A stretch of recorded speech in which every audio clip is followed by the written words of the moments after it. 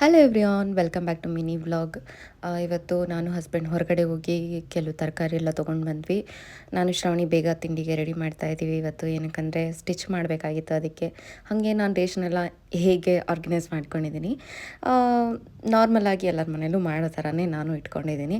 ಅದನ್ನೇ ಹಾಗೆ ತೋರಿಸೋಣ ಅಂತ ಹೇಳಿ ವಿಡಿಯೋ ಮಾಡಿದೆ. ಆಮೇಲೆ ಬಟ್ಟೆ ಸ್ಟಿಚ್ ಮಾಡಬೇಕು ಅಂತ ಹೇಳಿ ರೆಡಿಯಾಗಿ ಕುತ್ಕೊಂಡಿದ್ದೆ.